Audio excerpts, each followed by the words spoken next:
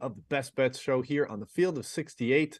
We are the three-man weave taking you through the evening slate on a fine Thursday. We are powered, as always, by BetRivers. Ready to talk some hoops, guys. Let's start on last night. What did you see? I'm going to go to Mr. Cox first. We're going to find out how he's doing. He had some brief tech difficulties behind the scenes, folks. So we're going to have some fun with him today. What do you got, Matt? Yeah, I hate this. Technology stinks. Jim, only I would fade a trend that was 65% this year. Sure enough, Iowa stinks. Wisconsin still stinks. Let's be very clear about that. They're not a good basketball team. But when Iowa goes 2 of whatever they are, 24, 2 of 24 from 3, like it's Iowa. It's not like it's Mississippi UT State. Rio Grande Valley. I don't know. Yeah. So frustrating, Kai, but I've learned my lesson. I'll stop doing that. Well, you look great. Your hair is pretty. It's showing through the camera, your backup camera. Fantastic cut on you, young man. Yeah, like it or not, Matt, Wisconsin is probably in the dance now. They're 10-10 across Q1, Q2 competition. That pretty much dwarfs every single other bubble team. So I don't see the committee keeping them out now. But Vanderbilt, Jim, they just fumbled on the goal line there with a loss to LSU. Any chance they had of climbing back into contention just went bye-bye. So good effort, Commodores. See you never. Yeah, can't drop the one to the team that's lost 15 in a row. That's just a really bad look for a committee that's probably trying to find reasons to keep you out at this stage. Kai, your UConn boys looked like the UConn. How about that? Mm-hmm. That one was even more impressive to me than the Marquette one from earlier because that was like just a cascade of shooting. Their defense was outrageous yesterday. Every Providence basket in the first half was a jumper, and over time, not getting any easy buckets really was a problem. I think UConn doubled them on the glass, so 40-20. Ridiculous. Like that is the UConn that deserved a 2 or a 3 seed, or probably a 3 or 4 in the bracket reveal, not a 5. Absolutely ridiculous. So tip of cap to them. All right, let's get to the outline. Matt, you mentioned a 65% trend. That would be Big Ten home teams. They're now up to 71-41 against the spread this year in league play. It's outrageous. So we got Northwestern at Illinois. Illinois laying 6 against the Purple Cats.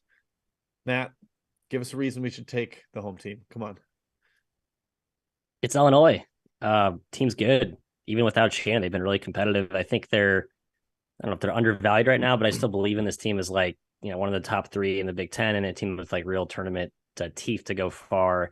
Northwestern at this point, it's tough to really poke holes at them being a paper tiger. They're just good. 6 points feels like a lot with the spot that Illinois is in. That's my only concern with laying the points here. Saturday, played Monday against Minnesota. They played today and then play again over the weekend. Only concern. But again, I do think that Illinois gets them today. Yeah, I don't know. Northwestern's hot as a pistol, man. I know when I've been wrong on a team, and I think it's the Wildcats here. They're number 2 in the Big Ten now. They're slotted for a 6 seed, 5 straight wins and covers, 8-2 against the spread in their last 10 games. They are playing very well. And I don't trust Illinois. It was a really good effort without Shannon at Indiana following that Penn State loss, but it wasn't a great effort against Minnesota. You could argue they're kind of sleepwalking through it. Northwestern did win the first matchup in this game. They were down by 5 with under 13 minutes to go, and they outscored the Illini by 18 points down the stretch. It was kind of wild. I think we were actually on Illinois in that game. It's just really hard to get in front of this Northwestern train with their guard play recently, and they work really hard. They work extremely hard. They get on the floor, all that good stuff. I think their perimeter also causes Illinois some issues ball handling. So I kind of lean towards Northwestern, but I didn't play anything, Jim. Yeah, I almost went Illinois best bet here, partially because of how strong the home teams have been, partially because of how that first game went.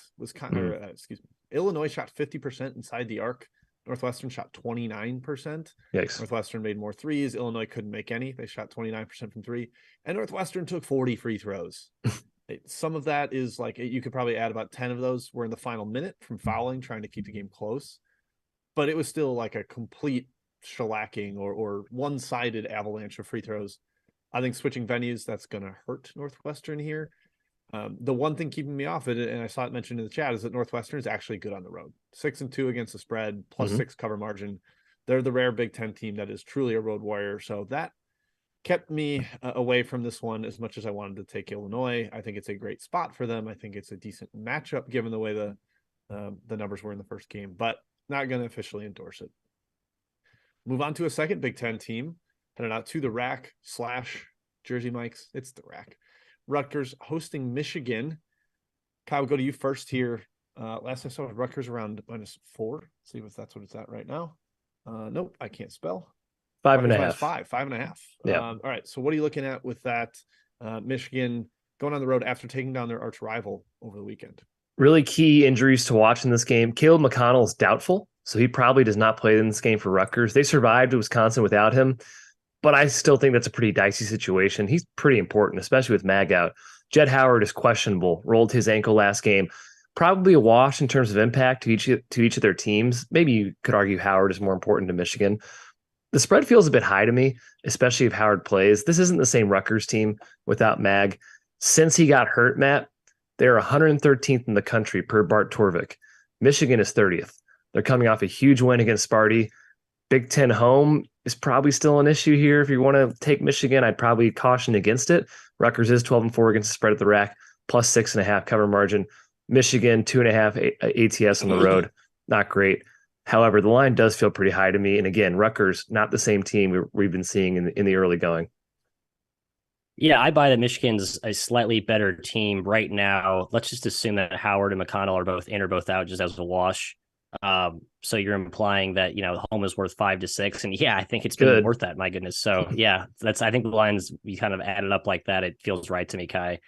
Ideally, Michigan just feels like it's a little high. Maybe there's some late season surge left in them. I've kind of written them off though. They've been in big spots before the season and not really delivered. I don't know, Jim. Tough one to handicap here. I guess I lean toward Michigan, but again, why would you fade against a 71-41 ATS trend at this point? Yep, I won't be doing it. No interest in it. Michigan has been one of the teams that's been poor on the road, unlike Northwestern, as I said.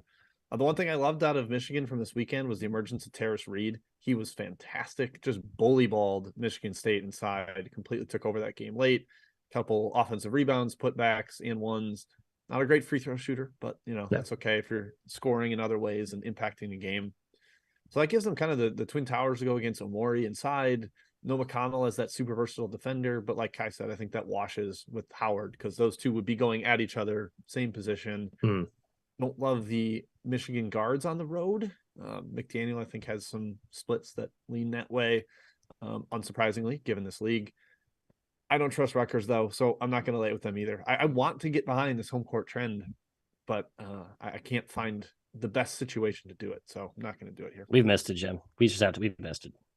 Yeah, well, maybe, unless it just keeps going. Like I said, I think it's in the past month, it's like 68%. It's been stronger than it is full season. I feel like I'm like playing tic-tac-toe against a guy, and I'm like, I keep trying to put in the corner first to dupe him into to mess up. But he keeps beating me the same way. It's like, you're going to change your approach one time, sir. Like, that's how I just feel trapped in this cat and mouse game, Kai, with Big Ten. Tic-tac-toe is a solved game, man. That's the tough part. There's a and I'm playing against a rigged game right now. So you're right. All right, let's go Pac-12. The two LA schools are doing the mountain trip this week/weekend. We're going to start with UCLA at Utah. Matthew, I'm not really sold on this Utah team without Gabe Madsen. I think it takes away some of the offensive pop that they have. I still love Stefanovic. Carlson is a monster in the paint, but UCLA has been pretty darn solid. They've actually won 3 in a row at Utah. They've not been totally decimated by the elevation. So again, nothing super strong for me here. Yeah, Utah's just the walking wounded. I think so no Madsen, and I believe they're also down my guy Riley Worcester, as Jordan Majeski points out today, being super thin. Then they just don't have enough creators or shot makers without Madsen, and especially Worcester, I think, is really the engine of that offense.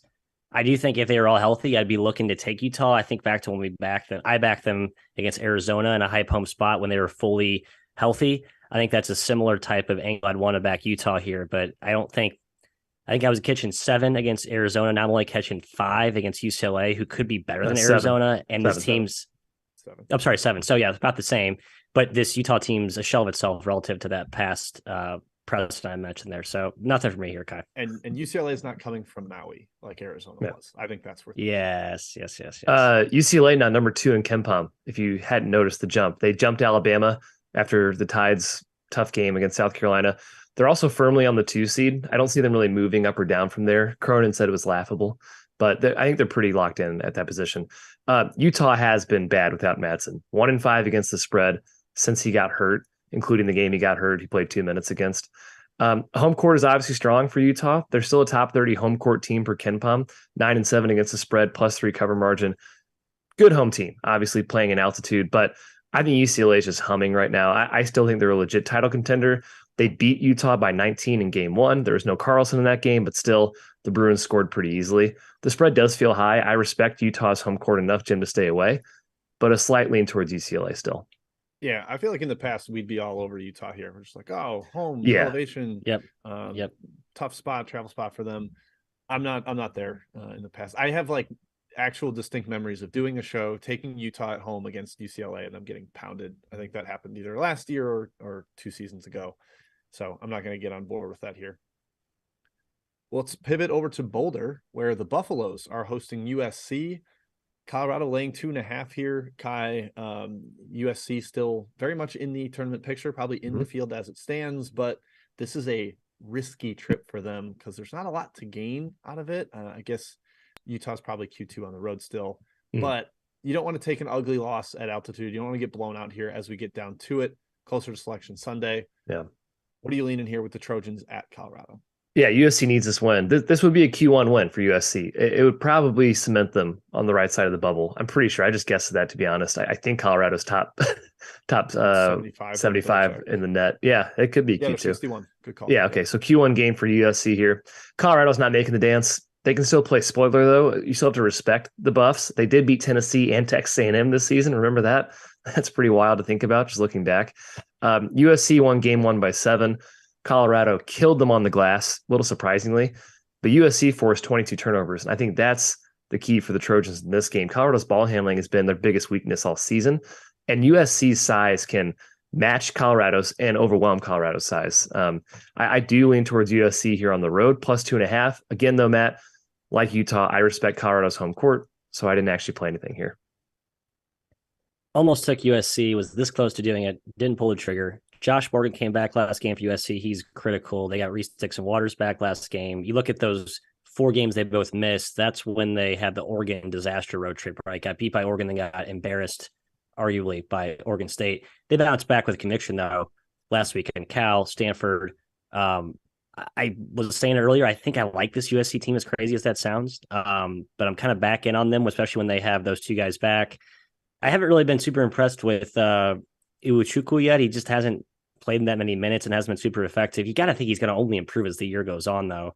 So it's just kind of like an extra feather in the cap if you're looking to back the Trojans here. I lean their way. I know the whole mountain thing is scary, but it's leg 1, not as daunting as leg 2. And I just think they're a buy low given those Oregon efforts just a week ago or 2 weeks ago at this point.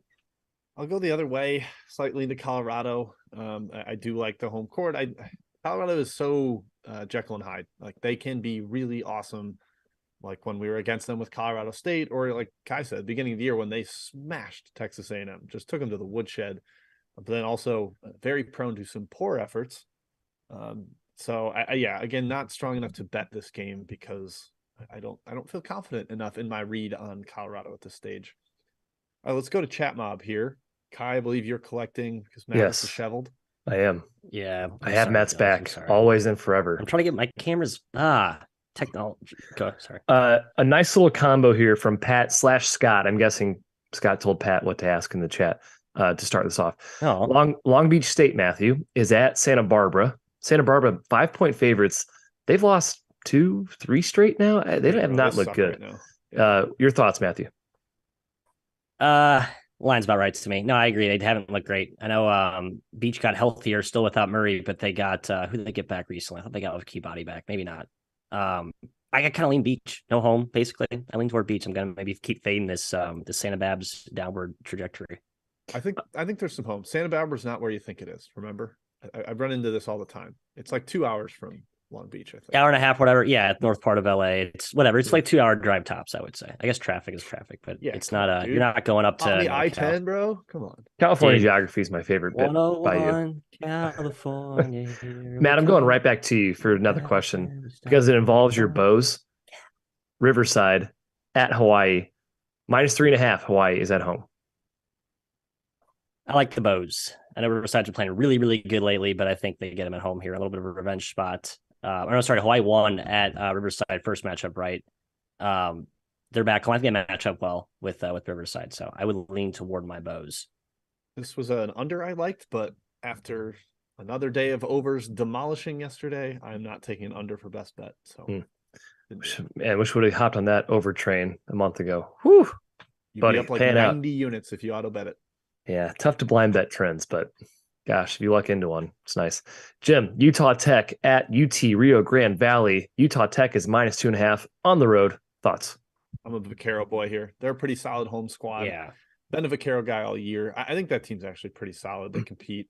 I'm trying to find their home stats, but the team rankings abbreviations are not Texas friendly, Pan Am. so Rio is not it's on Pan there. Am, I think so. Yeah. Pan Am, one word. I miss Texas Pan Am. Genuinely cannot find it. So I'd like to give that information. Can't, but I know they've been strong at home. So lean their way. Matt, you get a Summit game. UMKC on the road at South Dakota State. The Bunnies are favored by 10.5. Lean the Bunnies' way, but again, it's a team that I think if you're betting on right now with a ton of confidence, you're still reaching. I know they had Arians was out last game. They got easily back again after his will he won't. He had actually an awesome game last weekend against Omaha. Still lean toward the Bunnies, Kai, but I've been hitting and missing, mostly missing with the Roos all season. So I am rubber, you are glue. I'm going to bounce right back to you here. Northridge hosting Bakersfield -1. Oh, gross. CSUN. You love Bakersfield always. This game. Yeah. What do you think? I don't like Bakersfield. I hate Bakersfield. I bet them reluctantly against my Bows, and it was the worst decision I've ever made. I've been liking Northridge stubbornly, but I think in this game, Bakersfield's kind of trending up, though. They've been playing better. It's funny. They got Gaskin back. We thought they're like their most talented scorer. They've actually played worse with him back, and they played worse with him in earlier. Their best stretch was when he was out. So might be just a gunner black hole type guy. Jim, another under I liked, Kai, but Bakersfield's been like an over machine. Before that Hawaii game, I think they had they 7 have. or 8 straight overs. Ridiculous. Despite Higgins not playing in like 20 games. Yeah. Jim, Nichols and New Orleans. Nichols is a 5-point road favorite. Yeah, I like Nichols coming off a weird home loss to my Commerce boys. Shout out to the Lions there, getting that one done late. Nichols is way better. New Orleans hasn't really been fully healthy all year. They've been they were supposed to be reliant on their front court, and it hasn't gone well. One of the worst years of Schlesinger's tenure. So I lean towards Nichols bouncing back from their loss. Paris asks Cal Baptist, Sam Houston. I lean towards Sam Houston. 6-point spread. Feels about right, but a slight lean towards the home Bearcats. Matt, you get a CAA game that I'm actually kind of curious about as well. William and Mary is hosting Elon. William and Mary is a bit hurt. Gabe Dorsey, Noah Collier, we don't know their status. They're also +1 at home against Elon. So Elon is a road favorite here. Seems a little bit weird to me, but your thoughts? I kind of like William and Mary. I've been higher on this team than I think most people have most of the season. I think their inconsistencies have been very much injury and experience related.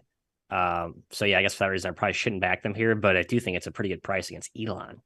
Yeah, Elon's kind of rolling. I think they've covered 6 of the last 8, 9 of the last 12. I know they are playing well. They have been. And William and Mary is one of the worst Butler's ATS teams in the country now, surprisingly. It's kind of like a Butler's been good for them, Jim. That's a good point. Yeah, Butler's been good. From Ray, I'll take Utah Valley Tarleton. Hey, lines come down a little bit. I liked Tarleton actually around 3, kind of lean their way. They're a tough home team. They're really frustrating to watch for sure. And Utah Valley's been rolling lately, one of the best ATS teams in the country. But I kind of hold my nose and lean towards Tarleton there at home. All right, last one before Chat Mob. Jim, you get Milwaukee hosting Purdue Fort Wayne, the artist formerly known as IPFW. Milwaukee is -2 at home. Yeah, big gut lean to the over here, although Fort Wayne hasn't been as like offensive centric, which is weird. I mean, you look at this same core 2 years ago was like a complete offensive leaning team, terrible defense. They've flipped that this year, which I don't really understand how, because the personnel hasn't changed all that much. But Milwaukee's going to make this game up tempo. Purdue Fort Wayne's willing to run. Also would lean towards Milwaukee at home, but not a great take on the side. Yep. All right, let's go back to the rundown. I got the rest holstered for round 2. All right, let's do one more Big Ten game here. I begrudgingly put this on the slate because Ohio State is an embarrassment at this stage. One of the most rollover and die seasons you've seen in years. But they're a favorite at home in the Big Ten, laying 2.5 to Penn State, who Kai still has something to play for here. Jalen Pickett has been a total monster lately. Ask our producer Trevor what he did to Illinois like 10 days ago. Sorry, Trevor. But so do you see Penn State getting the win they need and continuing this absolute descent that Ohio State is on. Yeah, they're in a sad state of affairs right now. They've lost 8 in a row. They've lost 13 of 14. They're 63rd in KenPom, down from a peak of 9th. They're the nation's 4th worst ATS team. They're 0-8 against the spread their last 8. They're 1-13 against the spread in their last 14 games. Also, Zed Key, done for the year. Best player, done.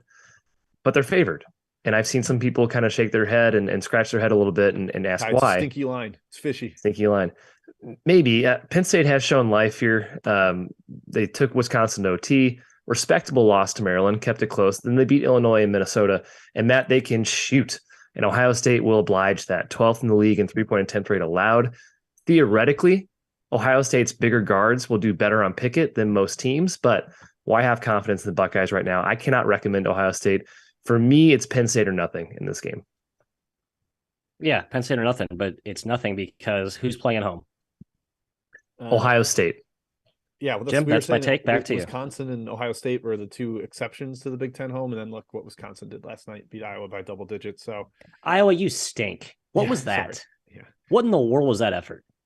That's like, I want to say Penn State because I just don't respect Ohio State's home court. Like Kai said, they haven't covered anywhere. They could play on Pluto. They could play in Bryce Sensabaugh's backyard. They would still not cover the game. So I definitely lean towards Penn State. Means more to them. They're playing better, but not fully going to recommend it. It's not a best bet, but certainly a stronger lean. All right, next up, we got Memphis at Wichita State. Matthew, it is Memphis laying 2.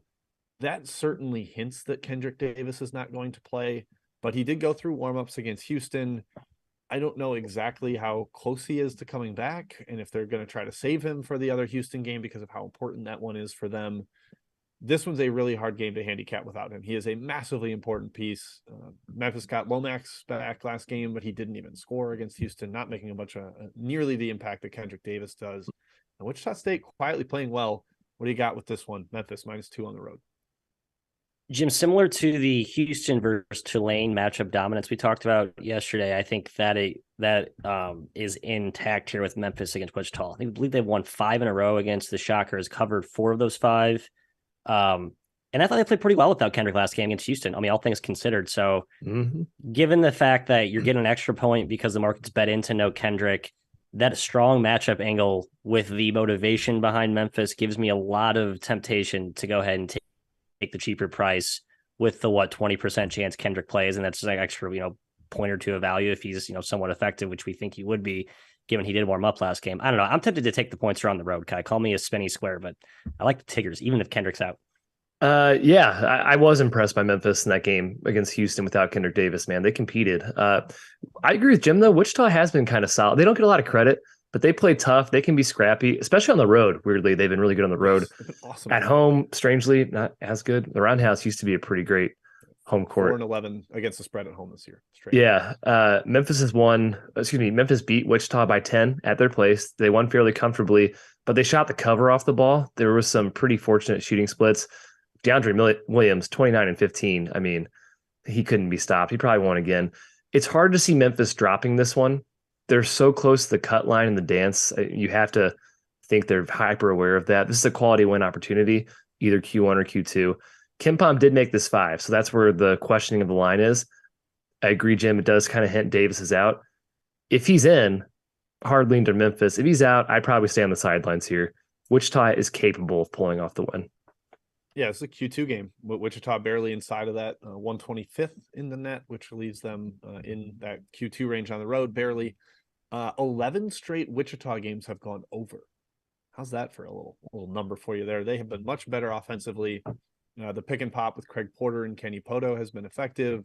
Jaquan Walton's been a beast. I mean, he was super talented when he arrived at Georgia, starting to deliver on that after a couple stops in college. I lean towards Wichita on the over here. And it's a little bit like what Matt's saying with if you bet the over, or if you bet Memphis before you know Kendrick Davis status, you might get a little extra bump. I think it's the same way with the over. He's a big over player. So if he ends up in there, it's even more beneficial. All right, next up, we've got North Texas at Charlotte, a huge one in Conference USA, as North Texas has also crept onto the bubble there, at least getting consideration from just about every bracketologist out there.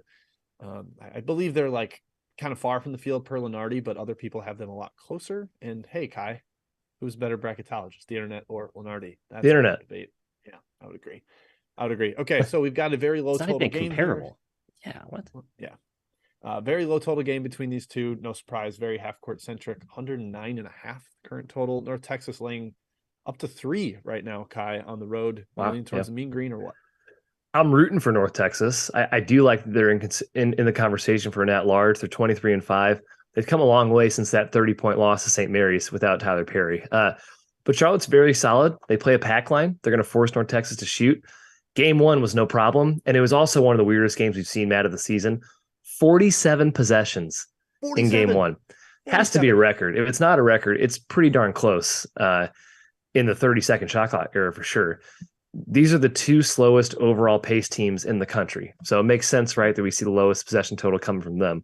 KenPom projects 54 in this game. The total out there in the market is 109.5. 109. I think that's pretty fair.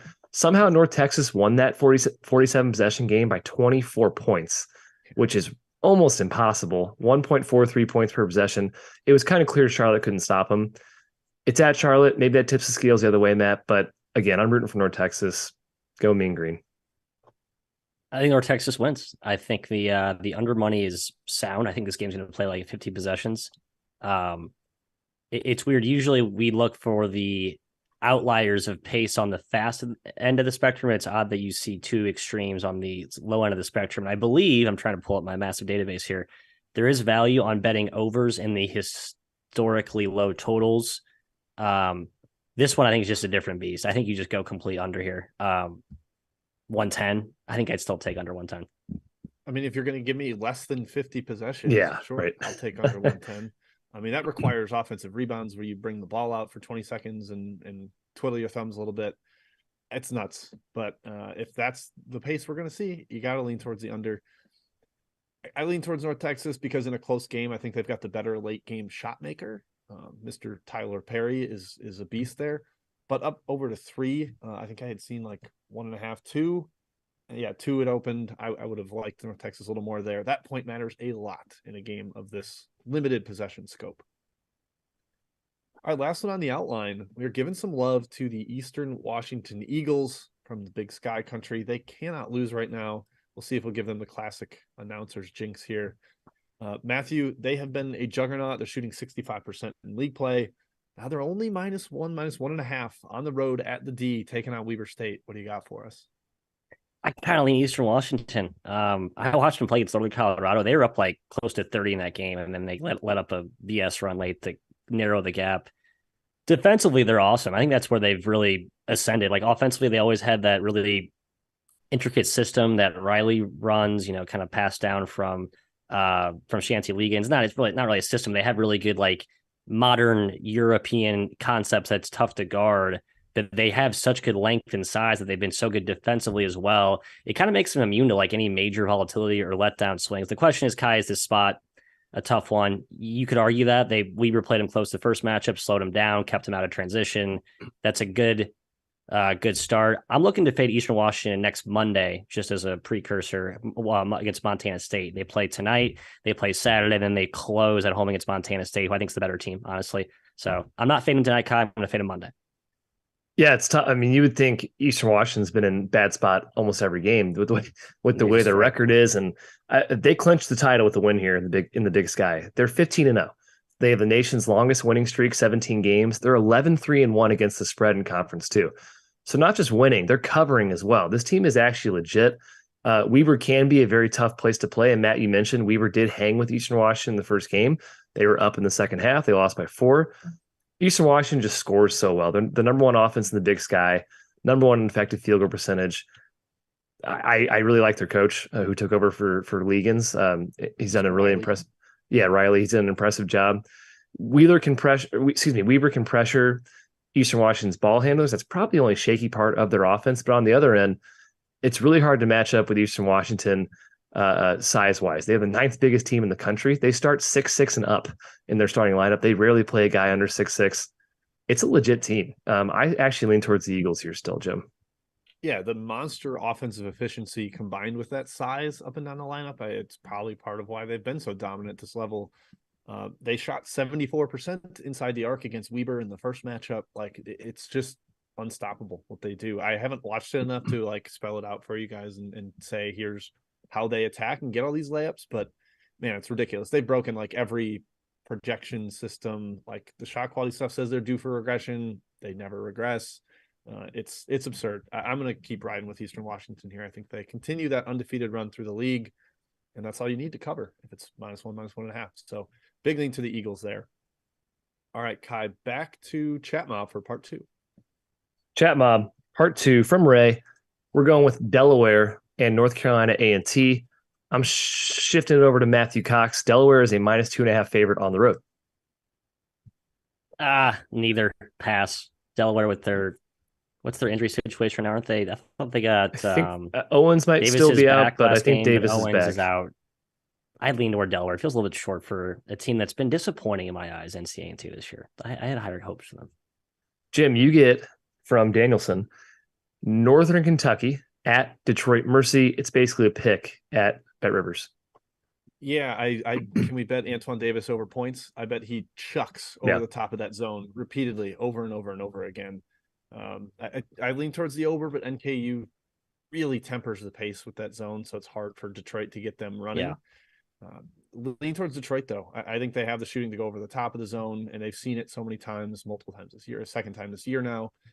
I would be a Detroit guy there if I had to bet that game.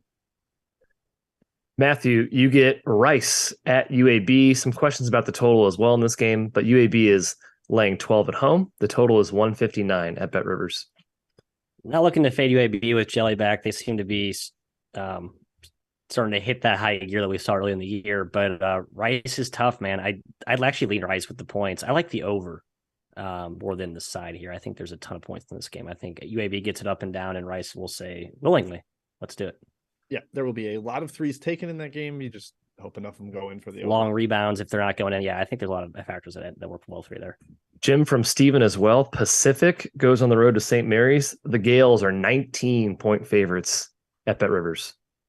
Yeah, both this and Gonzaga, I lean towards the favorite because I think that net tiebreak is going to matter. I think they're going to try to smash, especially both teams being home, playing terrible defenses. There's heavy incentive for both St. Mary's and Gonzaga to really run that score up. Matthew, another WCC game. Portland is going on the road to San Francisco. The Dons are laying 8. Your thoughts?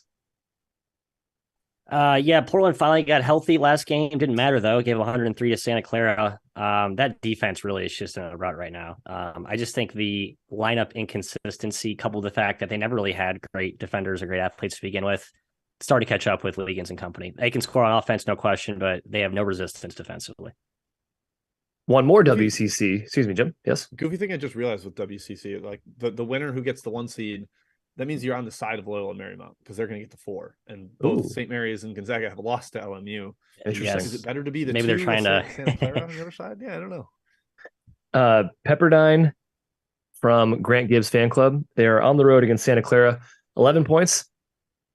I might hold my nose and lean towards Pepperdine there, but they're a hard team to trust. Again, we talk about it all the time. They're talented, but covered 3 of 4. Yeah. They are 2-9 against the spread on the waves. road. -6 cover margin. Not a great road team there, so maybe I won't. Maybe I won't lean that way. Yeah, I don't know. Romar against Sendek, maybe not. From Dom, North Dakota State hosts St. Thomas. I think someone asked, is it wrong team favored? No, I don't think so. No. North Dakota State's -4, Matt, at home against St. Thomas. Your thoughts? Yeah, they played better. I backed them with my eyes closed against Oral Roberts. I think they just got a good spot there. I'm not going to put a ton of stock in that, but they beat UMKC on the road before that, beat Denver at home, and Omaha the 2 before that. I know everyone loves St. Thomas. I'm not saying I don't. I just think that they're priced a little bit too expensive right now. They are super different home and road. Like they're better at home. A complete juggernaut at home. 11-1 against the spread, +7 cover margin. Nowhere near that on the road. If you have player props, I could see Grant Nelson scoring 35 against that interior defense. So that might be something worth looking at. Jim, let's talk about Gonzaga, San Diego. 23-point spread from Ethan. Thoughts?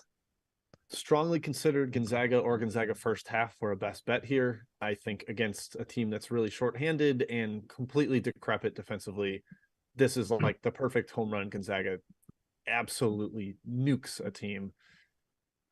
23 was a little higher than I wanted to, and I'm tempted to last second add it as a second best bet here. But I've been cold enough that adding 2 would be silly. Don't do that when you're not seeing the ball go through the hoop. So big lean to Gonzaga, first half and full game. Somebody mentioned team total also. Like, they're going to score. Why would they not score 100 here? I don't know. Yeah. Jay Will asks about Towson and Charleston. 9-point spread. I made this spread lower. I did not take Towson. I don't really trust this team anymore. They have not played well lately, especially on the road. And Charleston is a dangerous team, especially at home. I stayed away in this one. First game was weird. Charleston got up huge in the first half. Overtime, right? Towson ended up almost winning in overtime. Yeah. Shorthanded, I think, as well. Towson was in that game. Strange. All right, Matt, finally, OVC. Tennessee Martin is hosting Tennessee State. Tennessee Martin is -4.5. If they lose, it's Moorhead's conference. Your thoughts? It's already more. Feels a little bit high. So, yeah, they've already. I think they can tie still. I think they can tie. Moorhead's got one game left, and they're up 2 losses. No, they have 2 games left. Pretty sure. No, Moorhead played last night, clinched it against Eastern Illinois. I'm sure. Oh, okay, my mistake. Cash Okay, it's future, Moorhead's Kai. conference no matter what. Future. Matt, your thoughts on Martin, Tennessee State?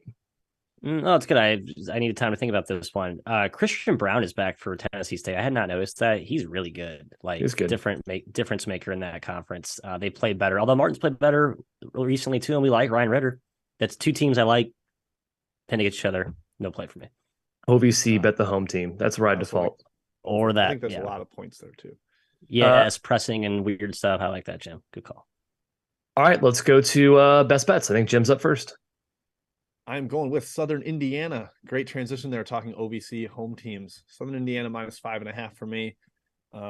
Pretty feisty in the first game against Tennessee Tech. Ended up losing by double digits, but I think some of the success they had offensively is repeatable, and they have been significantly better at home.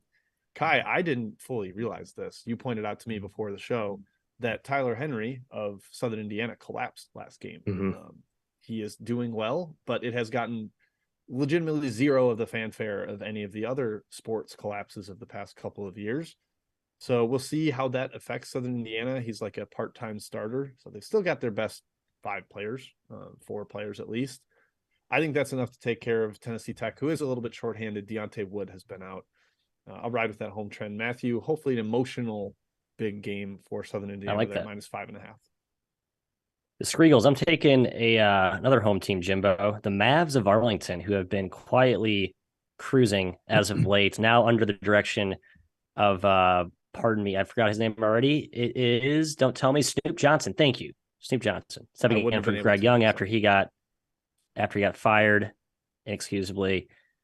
He's been there for a while. He's respected. I think it's like a perfect spot to back a team in the interim coach situation, because I think it's a team that probably likes their interim coach a lot, wants to play for him.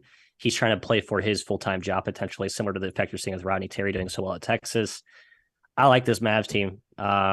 And Southern Utah has been a different team away from home, as many WAC teams have. I'm taking 5 here in a vintage home dog spot with Arlington. So go Mavs. All right, my best bet is IUPUI +10. They're 7-2 against the spread at home. They're 8-2 against the spread the last 10. They played Robert Morris close in game 1, lost by just 7 on the road. It's their first home game since February 4th. They spent 4 straight games away from their home arena. It's Robert Morris's first road game since February 12th. They played 3 straight at home. Give me the scrappy Jags. It might be a backdoor cover, but a cover nonetheless. IUPUI +10. Yeah, Robert Morris just beat the 2 top teams in the league, or 2 of the top 3. Yep. I could see them like not paying attention to this game at all. It's their last game of the year too, Jim. Robert Morris. Yeah. Yep. Is it IUPUI's senior day, Kai? I think they have one more home game. Yeah. They have one more against Youngstown. Place will be buzzing. Indy will be buzzing. Do they even have a senior? Oh, baby. All right, I don't think that they wraps do, everything actually. up here for our Thursday show. Thank you, everybody, for tuning in. Thank you to BetRivers, Field of 68, and Trevor, the producer behind the scenes. We'll be back again on Saturday, 10:15 a.m. Central, 11:15 a.m. Eastern, talking through one of the last giant slates of the year. Got, I believe, 2 more big old Saturdays left, and even the last one is tapered down. So excited for that. Ready to talk more hoops. But for now, enjoy your Thursdays. We'll see you on Saturday.